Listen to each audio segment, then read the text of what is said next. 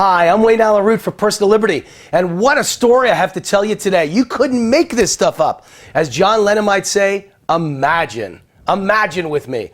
Imagine if George W. Bush, a Republican conservative, were presiding over 89 million able-bodied working-age Americans who weren't working. What would the media be saying? With a U6 unemployment rate, the most accurate measurement of joblessness from the government, at 14.3%, would the media quote the lower rate of 7.7% and declare that things are improving? What if the labor force participation rate was the lowest for men since 1948? Would the media trumpet a recovery?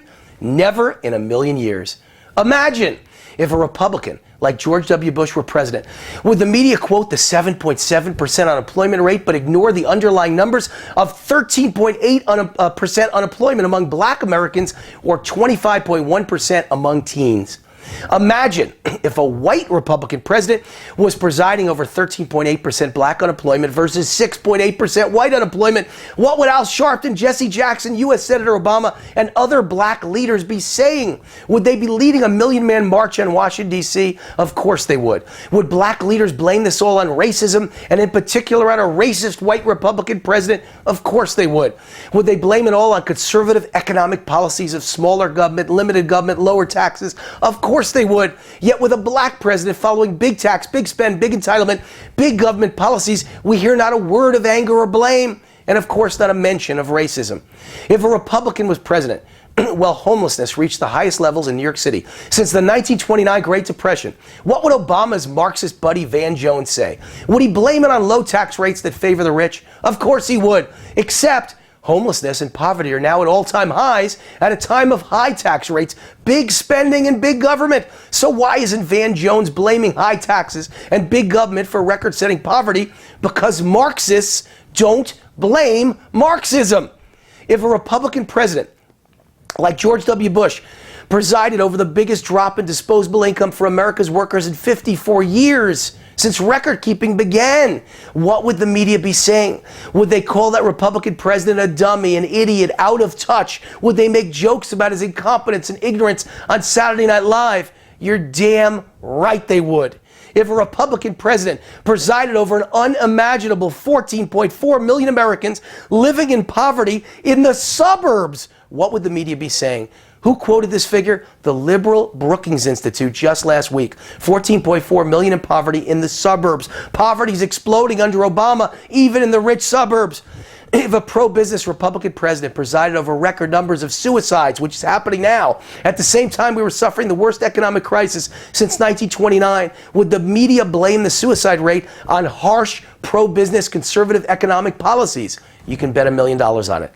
Yet today they say nothing because the American idol, Barack Obama, is president.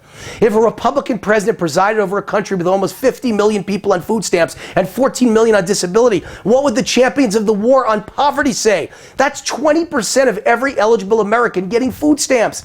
Compared to the war on poverty, the Vietnam War has got to be the greatest success in the history of war.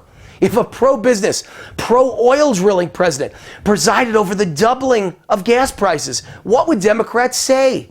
Would they say he's in cahoots with big oil against the interests of the American people? They already said it with George W. Bush as president. Yet with Obama and oil prices doubling during his first term, no protests, no marches, not a peep out of the left, not a peep out of consumer advocates like Ralph Nader. If food and gas prices both went up dramatically under a Republican president, yet he claimed there was no sign of inflation, would liberals be up in arms? Would they say the middle class is under attack? Would they call the president a liar? You can bet on it. But under Obama, it's all happening, and there's not a peep. If a Republican president nominated a man for Treasury Secretary that held his money in the Cayman Islands in a building that Obama has called the world's biggest tax scam, what would Senator Harry Reid say? We already know how Senator Reid viciously attacked Mitt Romney for the sin of having Cayman investments, yet we hear nothing but silence from Reid about Obama's choice for Treasury Secretary Jack Lew, whose money is in the Cayman Islands in that building. What if a Republican president sold guns to Mexican drug cartels that were then used to kill 300 Mexicans plus a U.S. border agent? What would the Democratic-controlled Senate say? Would they demand a Watergate-like investigation? You can bet on it.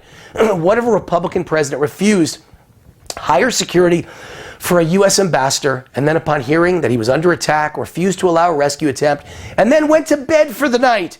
Would the media have a problem with the image of a Republican president sleeping while our ambassador and 3 American heroes were slaughtered while waiting for help that never came? Somehow, I think Geraldo would be up in arms.